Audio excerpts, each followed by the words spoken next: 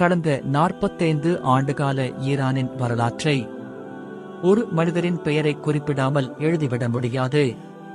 அவர் Ayatollah Ali Khamenei. 1939 ஆண்டு April 19 இல் மஷாத் நகரின் ஒரு எளிய மதகுரு குடும்பத்தில் பிறந்தார் அலி காமெனி. சிறு வயதிலேயே கல்வியில் சிறந்து விளங்கிய அவர் மன்னர் ஷாவின் மேற்கத்திய ஆதிக்கத்திற்கு எதிராக தனது குரலை உயர்த்தினார். 1963 ஆண்டு முதன்முறையாக கைது செய்யப்பட்டார். இது ஒரு நீண்ட போராட்டத்தின் ஆரம்பம்.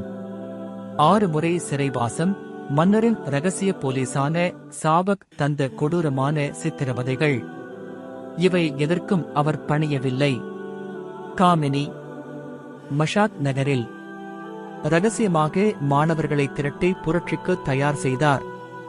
இதை கண்டுபிடித்து மன்னரின் இரகசிய போலீசான சாவக் அவரை கைது செய்தது. சிறையில் அவர் ஒரு சிறிய இருட்டு அறையில் அடைக்கப்பட்டார். போதிய உணவின்றியும் அவர் வாடினார். எனது கால்களில் சவுக்கால் அடித்தார்கள், ஆனால் என் கொள்கையை நான் விடவில்லை என்று பின்னாளில் அவர் குறிப்பிட்டுள்ளார். தெஹ்ரானில் உள்ள கமிட்டே சிறையில் அடைக்கப்பட்டார். இது புரட்சியாளர்களை சித்திரவதை செய்வதற்காகவே உருவாக்கப்பட்ட இடம். ஓராண்டுக்கும் மேலாக அங்கு அவர் அனுபவித்த கொடுமைகள் ஈரானிய வரலாற்றில் இன்றும் பேசப்படுகின்றன. அங்குதான் அவர் மற்ற முக்கிய புரட்சியாளர்களுடன் இணைந்து இரகசிய திட்டங்களை தீட்டினார். சிறைச்சாலைகள் என் கொள்கைகளை இன்னும் உறுதிப்படுத்தின என்று அவர் பின்னாளில் கூறியிருந்தார். சிறையில் அடைத்தால் மக்கள் மத்தியில் அவருக்கு ஆதரவு பெருகுகிறது என்பதை உணர்ந்த மன்னர் அவரை ஈரானின் ஒதுக்குப்புறமான இரான்ஷர் என்ற பகுதிக்கு நாடு கடத்தினார். ஆனால் அங்கிருந்த மக்களுடனும் அவர் நெருக்கமாகி அவர்களுக்கு சமூக பணிகளை செய்து புரட்சிக்கான ஆதரவை திரட்டினார். 1979 ஈரானிய புரட்சி வெடித்தது. மன்னர் ஷா நாட்டை விட்டு வெளியேறினார்.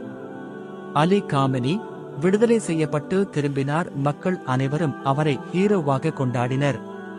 தனது குரு அயத்துல்லா கொமேனியின் வலதுகரமாக மாறினார். 1981 ஒரு மசூதியில் உரையாற்றும் போது நடந்த குண்டுவெடிப்பு தாக்குதல் அவர் வாழ்வையே மாற்றியது. அந்த விபத்தில் அவரது வலது கை நிரந்தரமாக செயலிழந்தது. மரணத்தின் வாசலில் இருந்து மீண்டு வந்த அவர் அதே ஆண்டு ஈரானின் 3வது குடியரசுத் தலைவராக பொறுப்பேற்றார். உள்நாட்டில் ஹிஜாப் போராட்டங்கள் போன்ற கடும் எதிர்ப்பு